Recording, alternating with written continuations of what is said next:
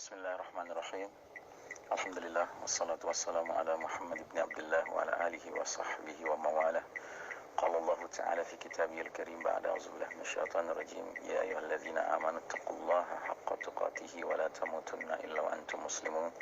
Wa qala Allah Ta'ala fi ayatin ukhra yas'aluka an-nasu 'anis sa'ah qul innama 'ilmuha indallah wa ma yudrika la'alla as-sa'ata takunu qaribah. Saudaraku kaum muslimin muslimat, mukminin mukminat rahimakumullah, tampaknya kita selaku hamba Allah harus benar-benar meningkatkan semangat kita untuk taubatan nasuha, semangat kita untuk beriman dan beramal saleh, karena alam sudah semakin memberikan isyarat-isyarat yang menguat bahwasanya tanda-tanda besar,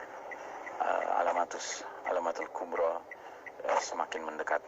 Ya, kita dalam waktu bersamaan hari ini atau saat-saat ini mendengar kabar bahwa 4 gunung di wilayah Sumatera dan Jawa, yaitu Gunung Merapi, Gunung Semeru, kemudian Gunung Anak Krakatau, dan gunung satu lagi itu sekaligus sedang erupsi.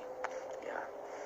Kemudian peristiwa yang juga perlu mendapat perhatian bersama kita adalah peristiwa di mana tengah malam dini hari tadi malam, yaitu hari Sabtu tanggal 11 bulan April 2020, antara pukul 2 dini hari hingga pukul 2.30 dini hari, banyak laporan dari netizen khususnya di wilayah Depok, sebahagian Depok dan Jakarta Selatan, yang mendengar suara dentuman tidak jelas asal muasalnya dari mana.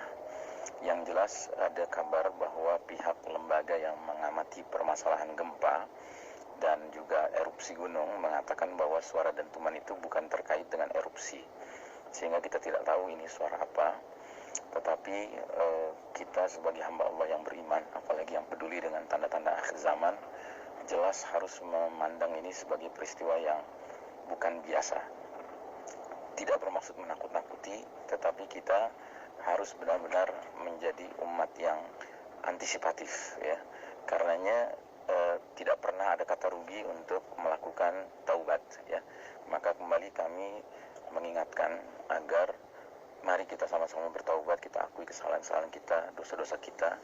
Bahkan kalau perlu, kita di dalam keluarga masing-masing sudah saling memaafkan, ya, karena kita tidak tahu peristiwa-peristiwa apa yang akan datang dalam waktu dekat ini.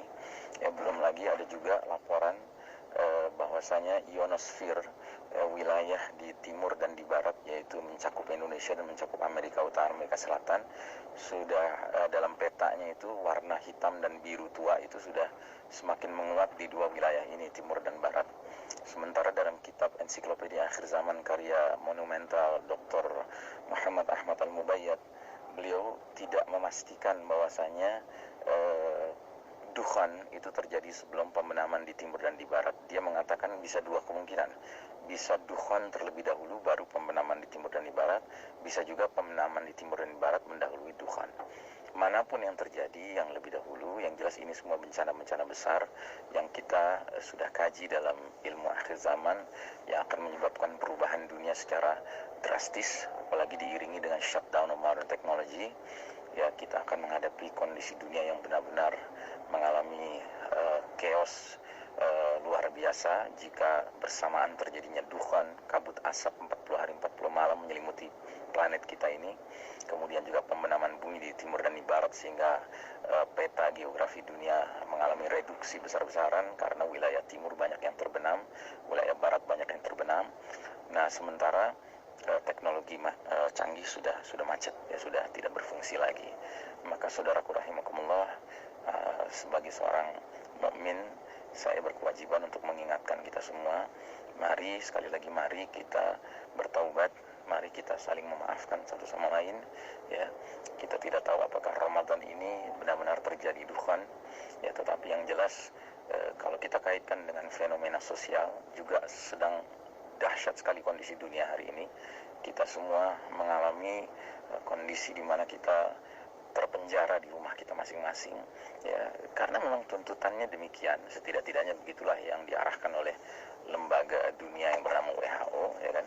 Nah, tetapi yang jelas kita sekarang ini hidup secara tidak normal sebagaimana biasanya, baik normal dalam artian untuk belajar di sekolah maupun mencari nafkah, ya kan, bahkan tata cara kita beribadah pun tidak normal sekarang ini.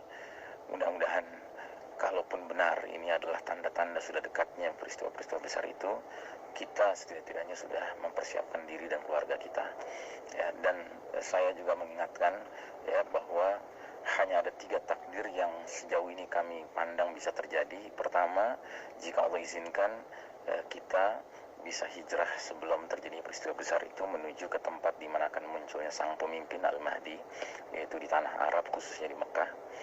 Yang kedua, kita tidak sempat hijrah tetapi kita diselamatkan Allah, yakni di negeri kita ini, di Indonesia ini, di tempat yang lebih tinggi, di perbukitan atau gunung. Cuman itu akibatnya kita akan terisolasi, tidak bergabung dengan Al-Mahdi, tetapi kita harus menghadapi Dajjal, fitnah yang paling dahsyat sepanjang zaman.